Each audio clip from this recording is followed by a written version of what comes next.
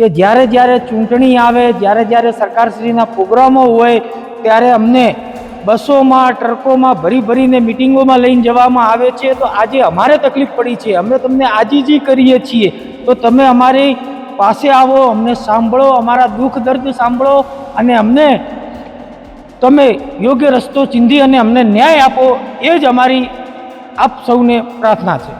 આ વિસ્તારમાં પોતાનું રહેઠાણ અને પોતાનો વ્યવસાય સાથે અહીંયા જોડાયેલા છે અને મારાંબાના વિકાસમાં અમે અમારો કોઈ મતલબ સ્પેશિયલ વિરોધ નથી, પરંતુ અમે એ ચાહીએ છીએ કે જે વિરોધ જે માસ્ટર પ્લાન થાય છે એમાં અમારું ઘર જાય તો એના બદલે અમને કોઈ વૈકલ્પિક સુવિધા કરી આલો, કે પછી ઘરના બદલે ઘર, કે પછી ન્યાયના બદલે ન્યાય કરી આલો.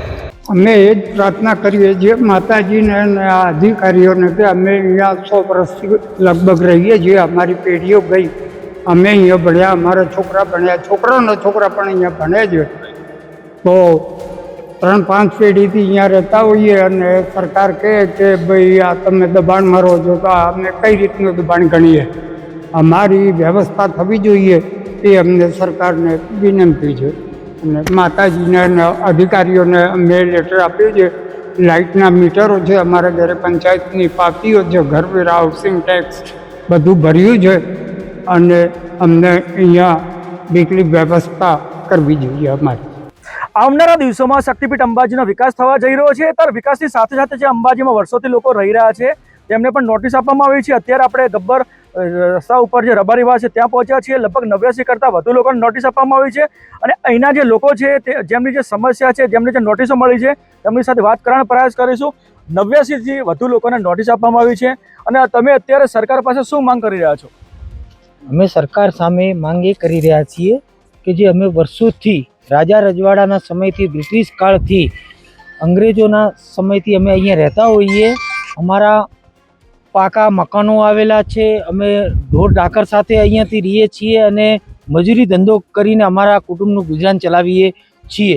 તો અમે જો માનો વિકાસ થતો હોય અને ના છૂટકે જો આ રસ્તો બનતો હોય તો અમે અમારું મકાન માના વિકાસમાં જાય તો વાંધો નહીં, પણ અમને ઘરના બદલે ઘર અને પશુઓ બાંધવા માટે અમને વાડાઓની જગ્યા આપે એવી અમારી માગણી છે. અમારા બાળ બચ્ચા, બુઝુર્ગો, ઢોરો આ બધાને લઈને અમે ક્યાં જઈએ?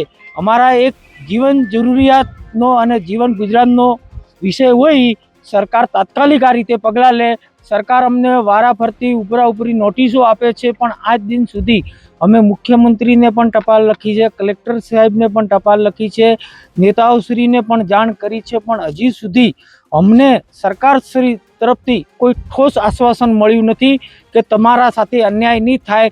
એટલે મહેરબાની કરીને હવે અમને સરકાર ઉપર વિશ્વાસ ઉઠી ગયેલ હોય અને અધિકારીઓ પર પણ વિશ્વાસ નહીં હોય, તાત્કાલિક સરકારના પ્રતિનિધિઓ અમારી પાસે આવીને અમને આશ્વાસન આપે અને અમને લેખિતમાં કહે કે ભાઈ તમારી વૈકલ્પિક વ્યવસ્થા કરવામાં આવશે, એવી સરકારશ્રી અને મા જગતજનનીને પ્રાર્થના કરીએ છીએ.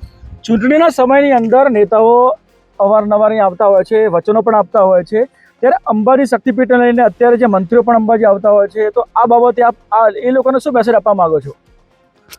તમામ નેતાઓજીને એ મેસેજ આપવા માગીએ છીએ કે જ્યારે જ્યારે ચૂંટણી આવે, જ્યારે જ્યારે સરકારશ્રીના પ્રોગ્રામો હોય ત્યારે અમને બસોમાં, ટ્રકોમાં ભરી ભરીને મિટિંગોમાં લઈને જવામાં આવે છે. તો આજે અમારે તકલીફ પડી છે, અમે તમને આજીજી કરીએ છીએ, તો તમે અમારી પાસે આવો, અમને સાંભળો, અમારા દુઃખ દર્દ સાંભળો અને અમને તમે યોગ્ય રસ્તો ચીંધી અને અમને ન્યાય આપો, એ જ અમારી આપ સૌને પ્રાર્થના છે.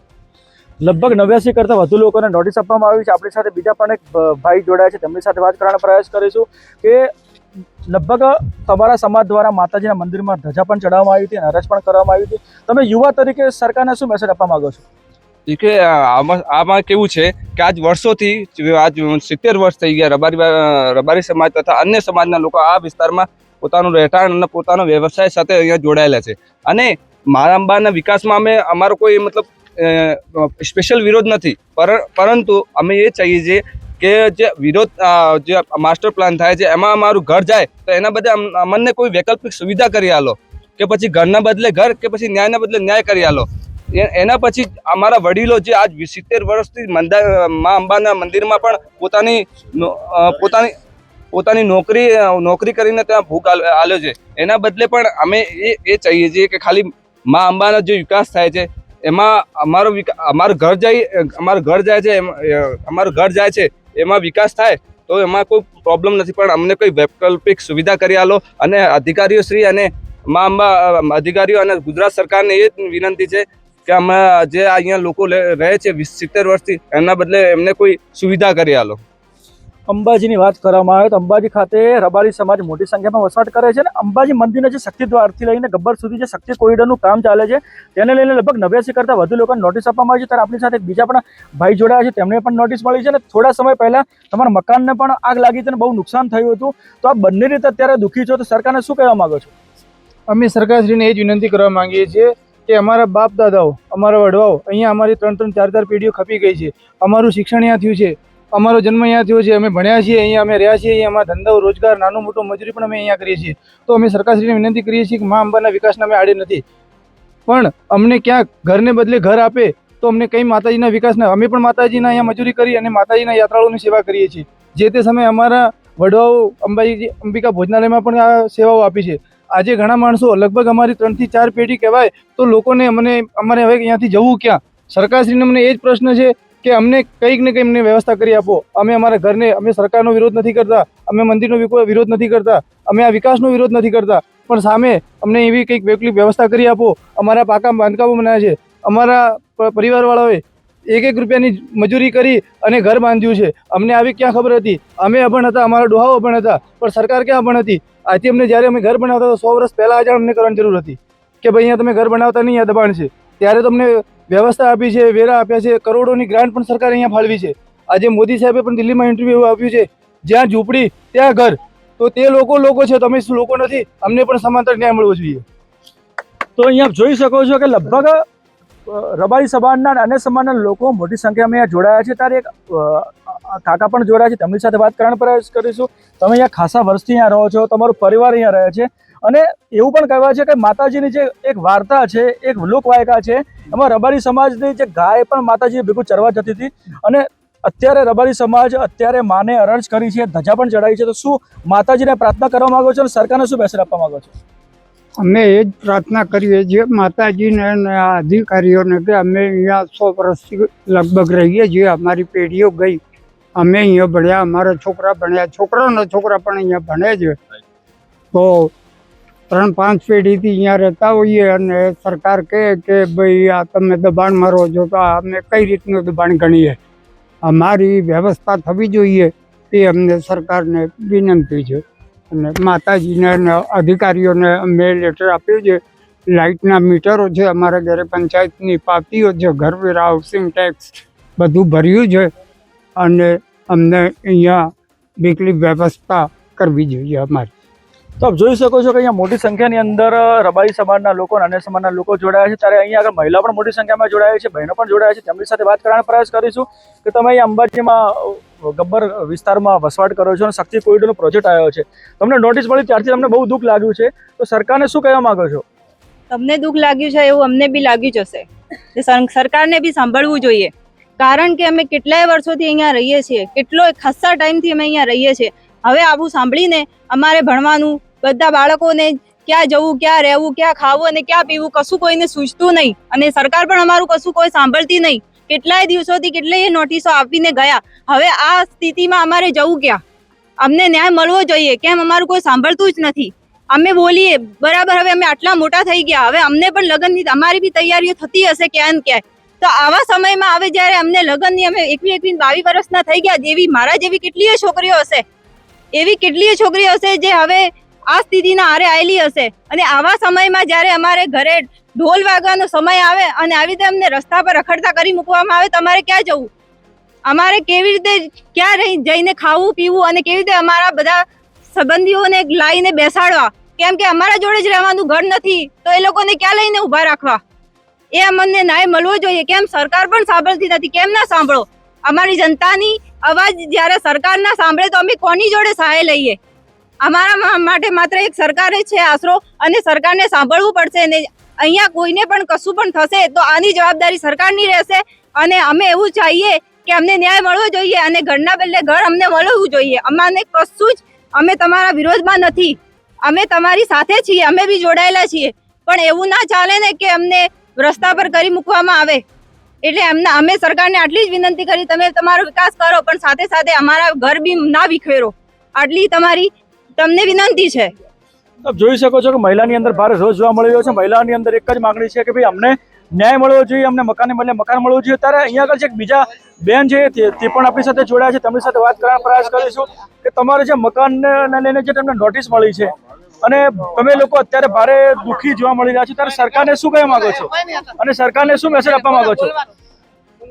મને વિનંતી કરવામાં આવે છે, બે હાથ જોડીને વિનંતી કરું છું કે અમે એક રૂપિયો જોડીને ગરીબ મનક છીએ અને અમે રૂપિયો કરી અમે મકાન બનાવ્યા છે અને મકાનમાં અમે આવી રીતે નોટિસો સાંભળ્યા તો અમને બહુ દુઃખ લાગે છે અને એ દુઃખ લાગે છે તો અમે કઈ જવાનું છે તો અમે ગરીબ મનક અમારું સરકારે સાંભળવું જોઈએ, બરાબર?